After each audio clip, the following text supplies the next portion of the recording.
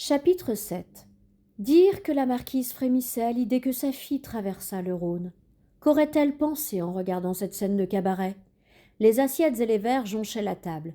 Malgré le carême, il y avait çà et là carcasses de poulet, croûtes de pâté, couennes de lard et autres reliefs gastronomiques oubliés que les trois hommes, repus, avaient éparpillés sur la nappe. Charles de Sévigné, rouge d'avoir trop bu et trop mangé, riait aux éclats aux plaisanteries de ses amis. Il s'accrochait au bras de Jean Racine, le poète, qui tanguait sur sa chaise ivre. Le troisième compère, des Préaux, se leva dans un équilibre incertain pour mieux haranguer les clients du cabaret de la Croix de Lorraine. « Réveillez-vous, amis des belles lettres. N'avez-vous rien de mieux à nous lire? Pas de sonnet, pas de satire, pas de chanson ?»« Non, articula Racine dans un sursaut de lucidité. Allez, Nicolas, récite-leur le chapelain décoiffé. Sacre dire, tu as raison, voilà 1 mois que je ne l'ai fait et cela me démange. Le chapelain, hurla le jeune Sévigné en tapant dans ses mains. Despréaux se mit sans attendre à déclamer, avec de grands gestes comiques, une étrange et longue tirade. La servante passa, chargée d'un pichet de vin et d'une grande assiette de poisson à l'odeur alléchante. Elle cacha un instant le jeune marquis à Exupère, qu'elle bouscula au passage. Mais il était loin de s'en plaindre, car la fille était jeune et plutôt avenante. « Mille pardons, s'excusa-t-elle avec un beau sourire avant de poser une assiette devant le voisin de table d'Exupère. Celui-ci, un homme taciturne, vêtu d'un vieux pourpoint et coiffé d'une perruque défrisée, noircissait depuis 1 heure, sans un mot, des feuillets de papier avec une mine de plomb.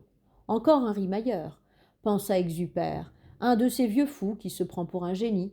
C'est avec un certain mépris qu'il observa du coin de l'œil son écriture tourmentée.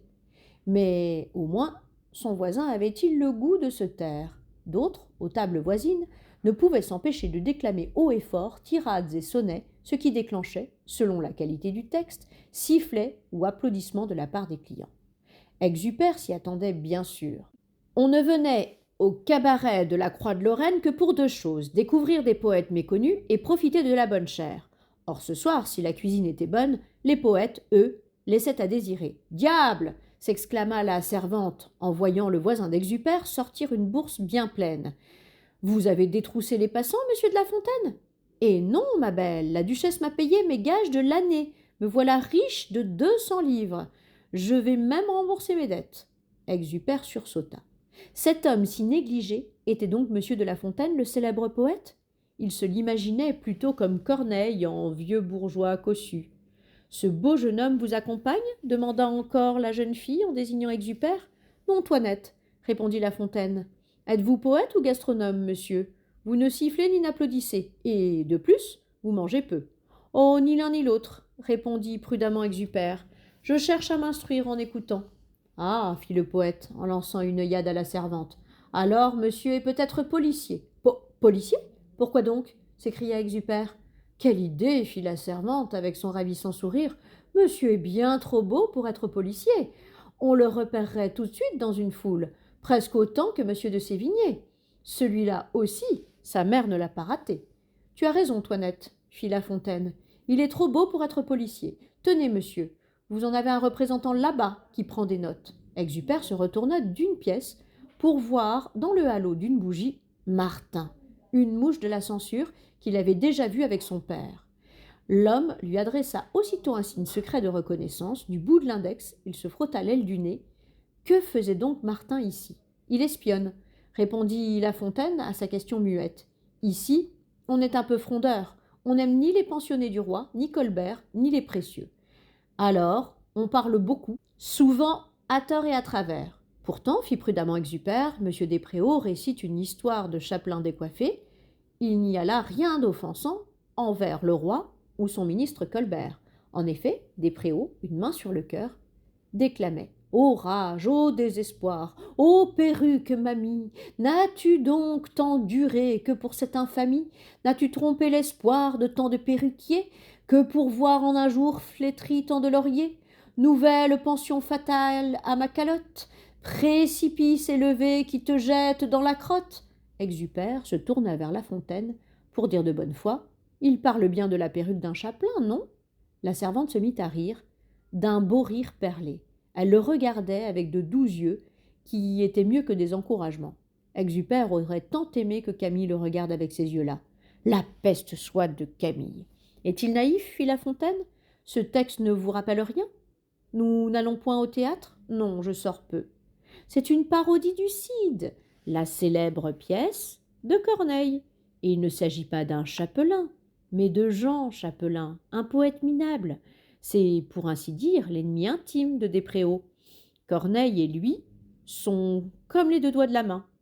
De plus, c'est lui qui distribue les pensions aux pensionnés. Quels pensionnés? S'étonna Exupère. Excusez-moi, monsieur, je ne connais pas grand-chose au monde de la littérature. Les pensionnés du roi, répondit La Fontaine. Le roi paye une pension à ceux qui chantent sa gloire. Alors, ils mangent à leur faim. Mais plus de liberté, plus question d'écrire à leur façon. Tous ici se moquent des pensionnés qui travaillent pour le roi. Mais quand on est pauvre et que l'on veut écrire, on n'a pas d'autre choix que de se chercher un protecteur. Même Despréaux, expliqua la servante en l'enveloppant de son regard troublant. Il aboie, mais depuis 2 ans que madame de Montespan, la maîtresse du roi, le protège, il mord moins fort. Et vous, monsieur, demanda Exupère, si je peux me permettre, de quoi vivez-vous? Oh, en ce moment, je suis gentilhomme servant chez la vieille duchesse d'Orléans. Autrement dit, je la sers à table 2 fois la semaine comme domestique. Elle est vieille, triste, malade, et elle paye mal. Avec elle, les années durent 14 mois. C'est vous dire. Je loge chez un vieil oncle qui m'héberge gratuitement. Heureusement que je vends de temps en temps quelques fables, sans quoi je mourrais de faim. Au loin, Despréaux se tut. Une bonne partie de l'assistance se mit à applaudir et l'auteur salua les clients avec de grandes courbettes. Racine s'était endormi, le nez dans son assiette. Le jeune Sévigné, quant à lui, les coudes sur la table et le menton dans les mains, ne semblait pas loin de l'imiter. La servante avait raison. Sévigné était bel homme. Il était de haute taille, le visage fin, mince et élégant.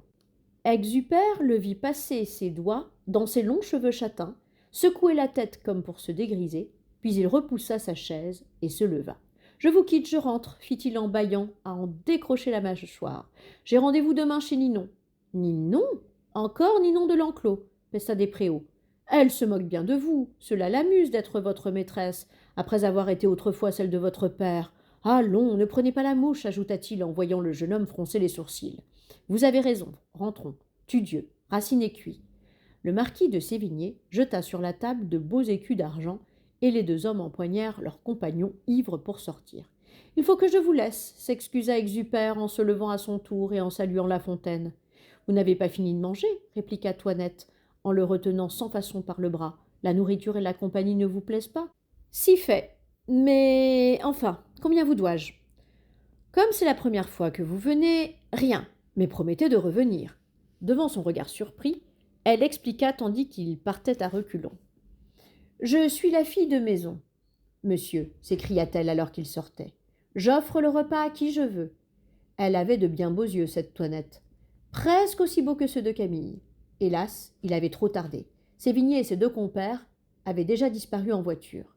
Ça m'apprendra à lorgner les filles, râla Exupère sur le pas de la porte. Mais, dans le clair de lune, son regard fut attiré par la silhouette courte et ronde d'une femme. On rencontrait peu de femmes à cette heure tardive. Il n'y avait guère, dehors, que les ribaudes et leurs clients. Celle-ci n'était sans doute plus très jeune, car elle prenait la peine de cacher son visage par un masque. À son côté se tenait un jeune homme, grand et mince, l'air emprunté, comme intimidé. On aurait dit « Lucas est la gouvernante ». Exupère la reconnaissait maintenant. « Lucas !» hurla Exupère. Il traversa la place en courant et attrapa à la volée son ami par le bras pour le faire se retourner. L'autre eut un sursaut de peur qui fit rire Exupère. Mais sa joie s'effaça lorsqu'il se rendit compte que ce n'était pas Lucas. « Pardon, monsieur, s'excusa-t-il, je vous ai pris pour un autre.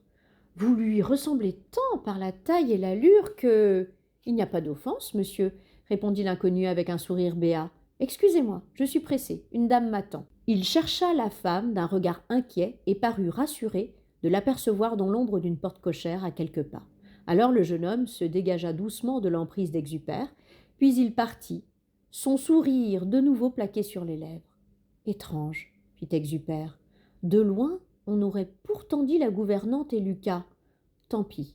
Avec cela, j'ai perdu mon marquis. Bah, il rentrait chez lui. Alors rentrons aussi. Il ne se passera plus rien d'intéressant ce soir.